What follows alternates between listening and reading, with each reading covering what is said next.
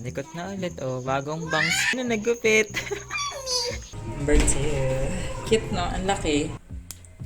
Struggle is real.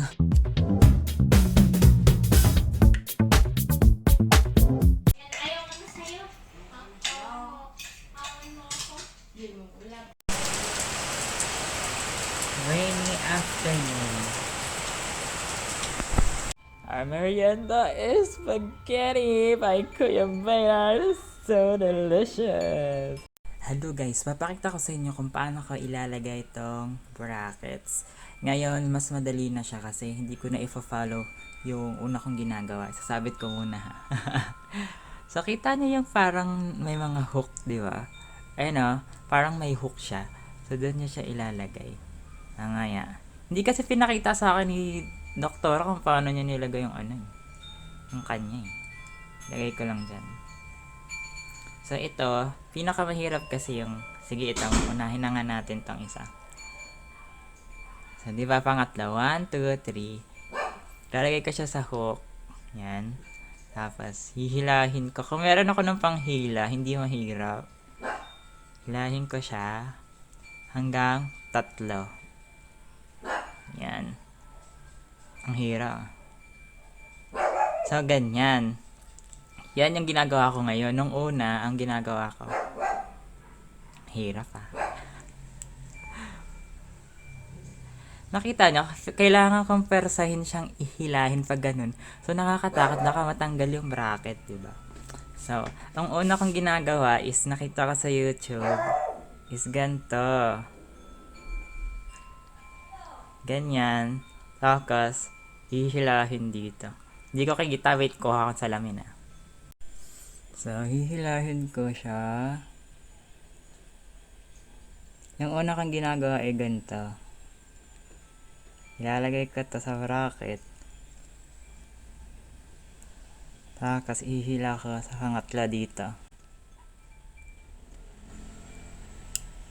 Yan. Tapos, hihilahin ko kataas. Kaya, ang hirap. Kasi, pag ganyan, naghihilahin kong ganyan, taliri lang yung gamit ko, di ba? May tendency na mahigit ko or lumipis yung elastic kasi nagaganon ko siya na na-force ko siyang gamitin yung kuko kaya inipis siya. So, mali, hindi pala ganyan. Ganyan lang yung gagawin nyo kapag triangle type yung inyong yung inyong elastic kag triangle, ganito triangle Yan, triangle 1, 2, 3 ganyan. So yung akin kasi square, ito kailangan nandito ka, hihilahin ka kayan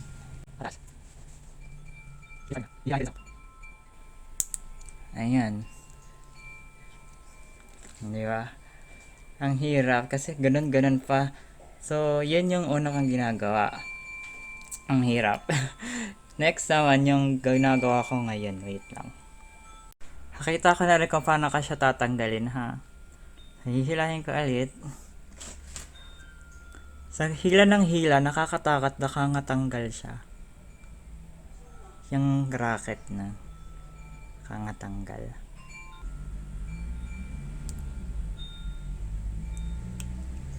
So, ayan. Game. Yung ginagawa ko ngayon is straight na siya, pataas. Straight sa taas, pababa. 1, 2, 3.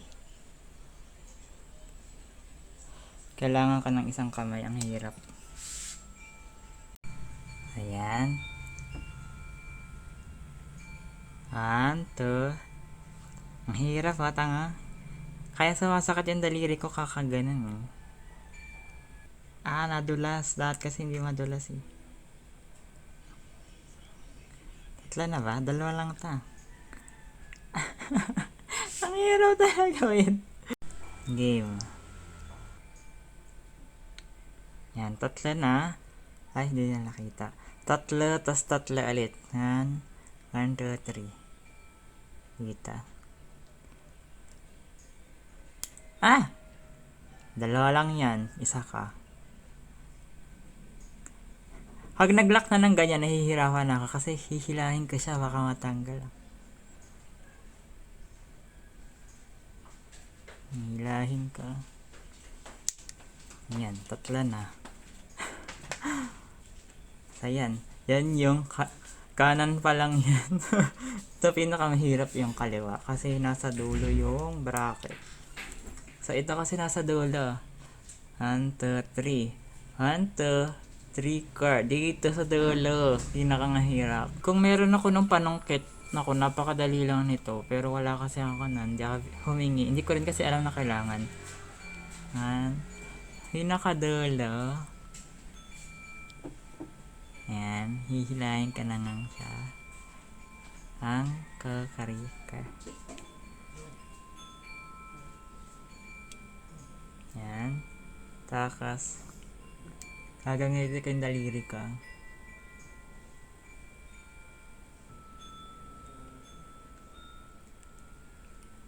Yan. Ulit-ulit. Kasi dakat na una yung kangala. Kulang ka dito. Hilahin ko na lang siya. Hirap. Igagaga ka na lang ka.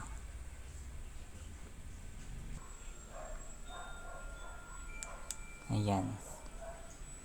So, ayan na siya. Hindi dapat kasanga ka eh. Matatanggal to eh. Hindi dapat kasanga kang gula. Matatanggal siya. Bakit kasanga nga? Makangatanggal. 1, 2, 3 car. 1, 2. Dalawa lang sa baba. Kasi ito lagi natatanggal so hindi dapat siya kasanga. So ayan, ganyan na ako magsalita. Hanggang bago kumain, ganyan na ako. Ang hirap, grabe. Imagine, ganyan nakakatagal maglalagay palagi. Paano pa kung yung triangle na style? So, ayun. Struggle is real. See you guys later. Card meat. Gulay. Hi guys! Magwa-vlog ako today ng bagong character. So, i-record ko siya. Yan, lol. Yan yung cam. Tinakpan natin yung background kasi makikita yung ayun nakasulat sa likod. So, maglalaro tayo ng bagong character na si... Anong pangalan nun? Basta yung nanggugunting. So, yeah. See you guys later. Ay, cheese bread. I'm sorry. Watching the house while eating the patata.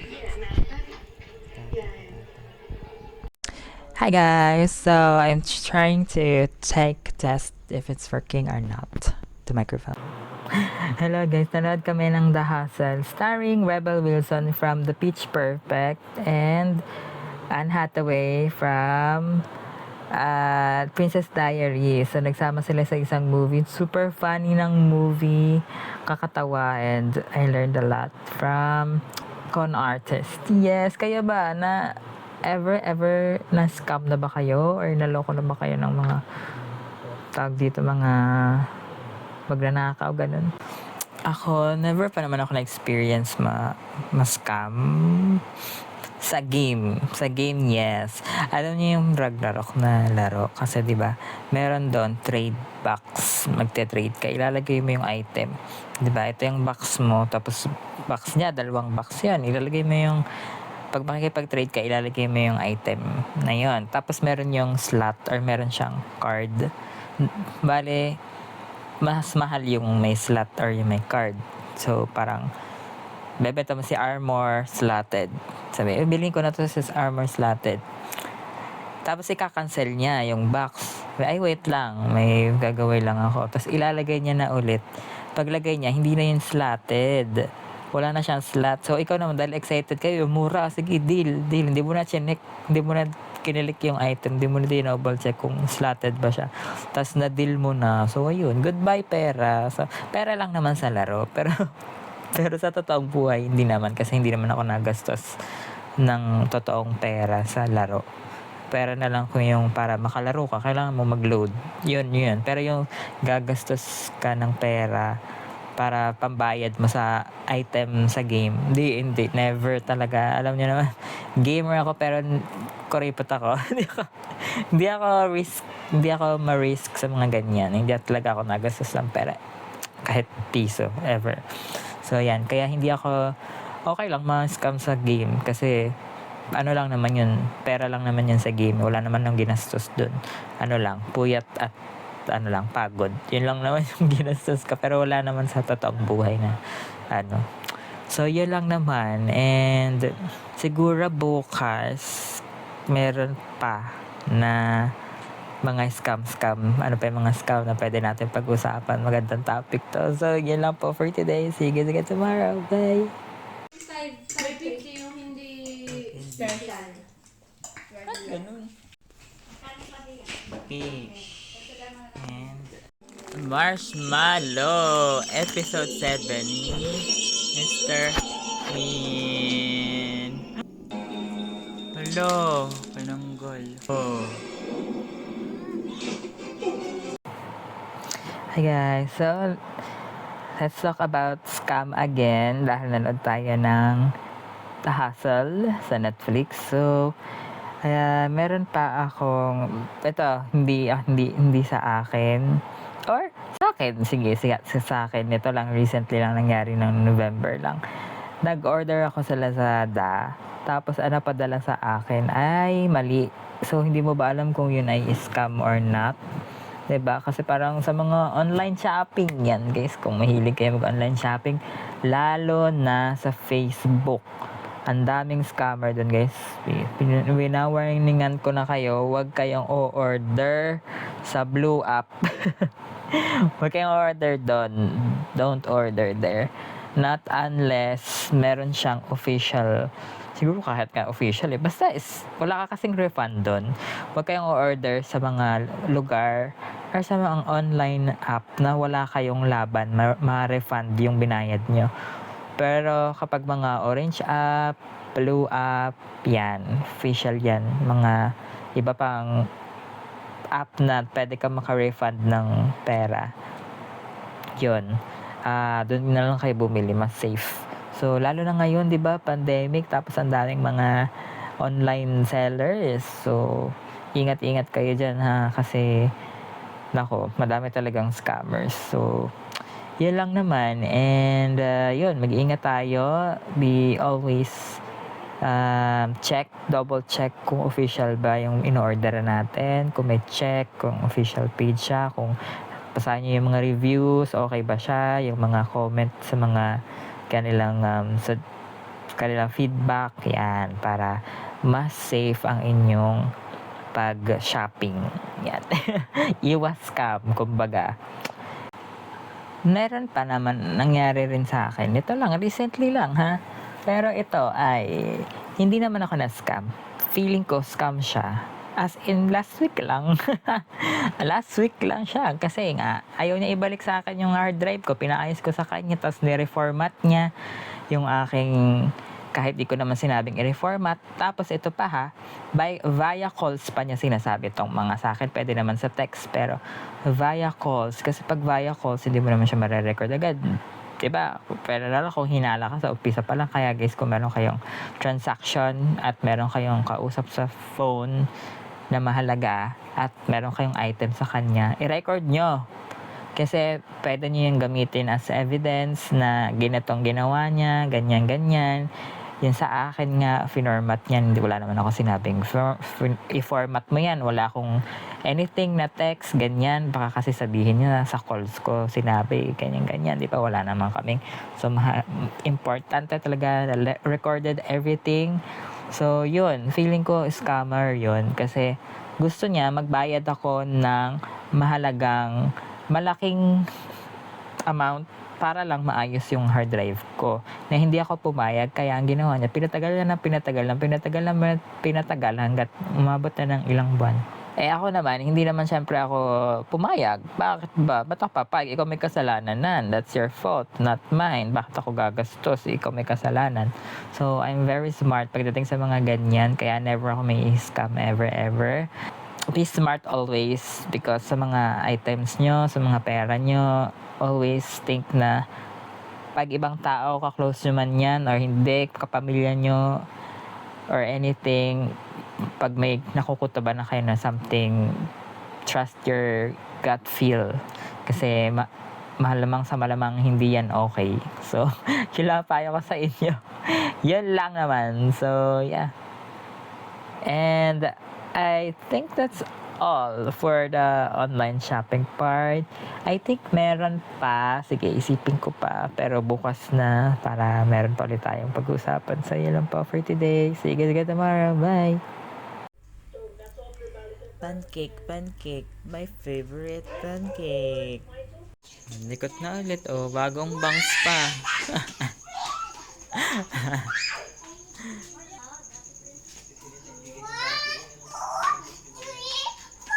Tingin ang bangs. Wow! Bagong bangs. Sino nagupit? Si Mami! Tinigan. Yan. Mic test. Gagawa kang reaction video kay Little Mix and kay Itzy. So, check out.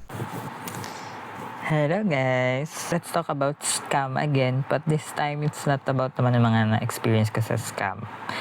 Ito naman parang awareness na lang din. Siyempre, lalo na ngayong pandemic na marami talagang tao ang naghihirap at walang work. Kaya yung iba kasi dahil nga sobrang frustrated na, wala na silang maisip na way para makakuha ng pera pang bili ng pagkain. Parang wala na talaga sila maisip. Yung iba nanloloko na, nang scam na.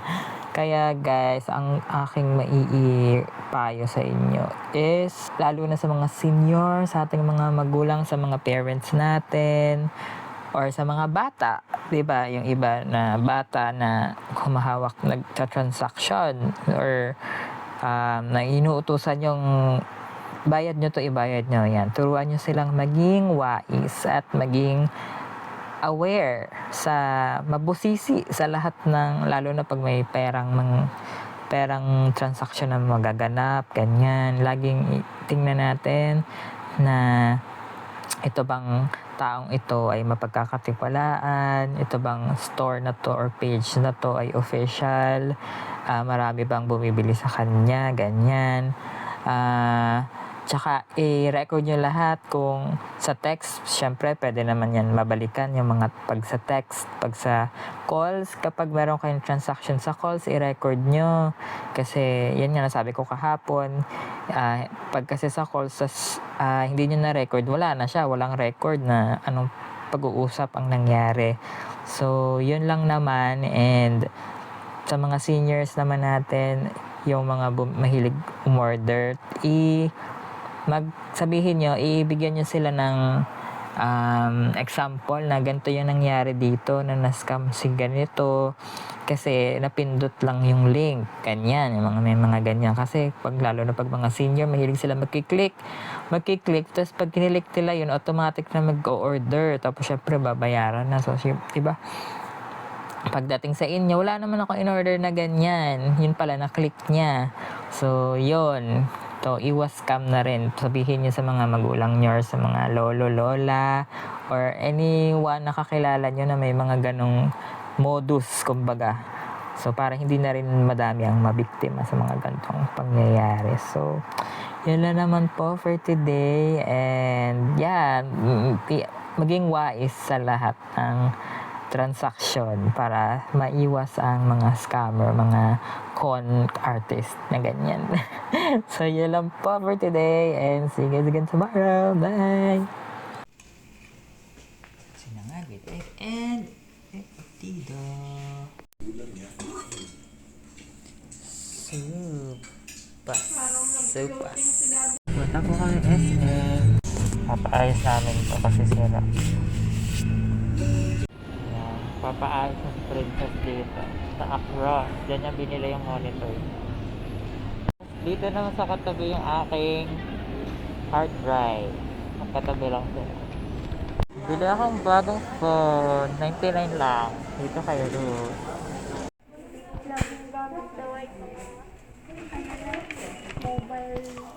Ito na yung bagong Advantage card ng SM. 200 pesos lang. Sa likod yung details. Siyempre bawal pakita. Outfit number 1. Gusutin nga lang siya.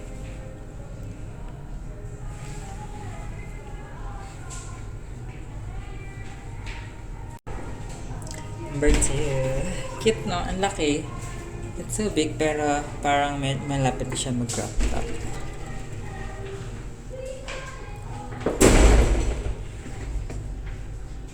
Parang medyo kimono na siya. Pero ang cute kasi ano niya, maliit na malaki. Ito ang number 3. Malaki siya pero pet ko pa din. 250 lang. Ang cute kasi. Tsaka ano siya, nakakataba siya.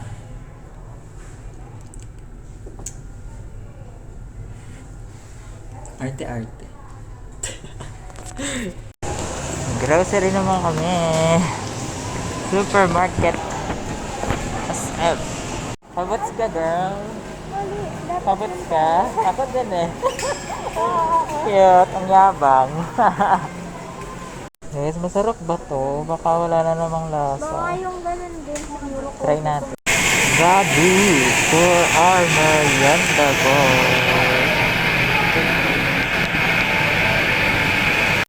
Guys, tinak-in ko, o diba? Pwede rin nakatuck-in eh. Diba? Ganon. 250 only. Medyo mahaba lang, malaki. Pero okay lang. Tsaka lampas sa kamay ko. Diba? Ganon. So cute. Order kami ng petso. May libre siyang palabok, 2. So, ayan. Sakto lang sa akin. Sakto lang siya. Kita niyo ba? Ang itsura niya. Boyfriend jeans. 28. Bumili ako ng sleepers. 120 lang. Ano bang brand to? This is Duralite. Yan. Para hindi pawisin kasi yung pa ako. So ano lang siya, plastic lang. Episode 9 na po kami ni Mr. Queen. Episode 9. Kawawa naman. Hello guys! So, ayan, nandito na kami sa bahay. Alam nyo, minsan lang naman ako makabili ng mga damit. Kasi, hindi naman talaga pag namimili kasi ako, ganun ako eh, pag kunyari, kasi hindi naman ako palagi nakakatingin ng mga murang damit. So, pag may sale, talaga kung ano yung makita ko, bibilhin ko na talaga sila. Kasi minsan lang yun. Tapos yung pants din na nakita ko, binili ko na kasi size ko naman, hindi ko na nga siya nasukat. Pero yun, buti na lang, sakto naman sa akin. And minsan lang talaga, as in, nagkataon na sa isang lugar na yun, nandun lahat yung mga mura. So, ayun, sobrang saya kasi, may mga bago na akong damit, hindi pa ulit-ulit na yung damit ko. Puro ano siya actually, puro polo, parang polo na maninipis lang. And long sleeve. Yung isa hindi masyado long sleeve. So, ayun. Nansaya kasi ngayon na lang talaga ako nakabili ng damit. Huli kong bili ng damit ay yung t-shirt pa na may nakasulat na yung may mga nakasulat sa SM din siya, department store. So, yun. Kaya, sabi ko kay Princess, bumili na siya ng madami kasi minsan lang rin siya makakita ng magagandang kasi kailangan niya sa work is may collar. Yung ginagamit yung mga damit, lalo na ngayon, summer, di ba? Ang kakapal ang init nun. Ayun, maninipis yung tela. Kaya ayun, sabi ko, bibili na rin siya ng madami. 3 rin yata yung nabili niya. So, ayun, yan lang po for today. And, grabe, hindi na masakit yung ngipin ko. Siyempre kasi after ilang days na, bukas 1 linggo na siya.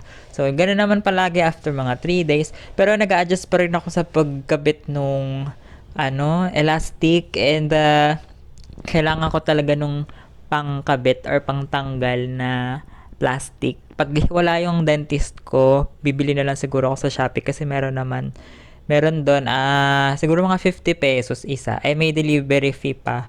So, siguro sa 5.5. Ang tagal pa rin. Gusto ko ngayon na Or kung may free shipping na dadating. Kasi ang mahal ng shipping sa amin, 70. Kung isang piraso lang, 100 plus. Ewan ko, pag text ko ulit yung dentist ko, sana meron siya. Kasi sayang din yun, diba? Ang mahal-mahal. Tas yun lang. Kasi ang hirap talaga. Tapos, ang nakakaloka, pag papasok na ka, diba? Pag every Monday, Tuesday to Saturday, hindi ko na siya nakakabit talaga ng siguro mga hapon. Kasi kakain ako ng lunch, 12. Tapos, 2 o'clock, kakain na naman ako. Tapos, 4 o'clock, kakain na naman ako. So, mahirap mag-alis, magkabit, mag-alis, magkabit. Kung madali lang siguro, walang problema sa akin. Ikakabit ko ng ganun-ganun lang. At saka sabi daw, kailangan suot ko yun ng 20 hours. So, 4 hours lang ang pahinga. So, hindi ko alam kung paano ko siya compute. Basta 20 hours para mas effective siya. Yun. So, yun. Napakahirap. Kaya, pero, last part na naman to. Tiis ganda na lang talaga para sa ngipin. Diba? Hindi ko akalain na. Kasi yung kapatid ko, si Princess, hindi siya nagganto. Hindi siya nag-elastics. Si Kuya Carlo, hindi ko maalala ko na. Alam ko yung pamangkin ko, si Lek-Lek. Kasi nakita ko may ganun siya Pero yan sa kanila, parang ang dali-dali lang nilang nagaganon. Adjust. Parang taas-baba lang yung kanila. Pero yun sa akin kasi square. Tas ang hirap. Akala ko nga pag-adjust lang yun ng bite. Kasi yun sa akin, di ba, hindi pa pantay dito sa Pero ewan ko, pang-close na rin siya kasi siguro. Anyways, yun lang po for this week. And yeah, update ko ulit kayo next week kung ano pang mga changes or something na pwedeng mangyari sa akin, sa ating life. So yeah, I'll see you again next week. Bye! Ganda ng buhok na first time ko naputulan gawa ng proto. Di ko inexact talaga na buntis siya.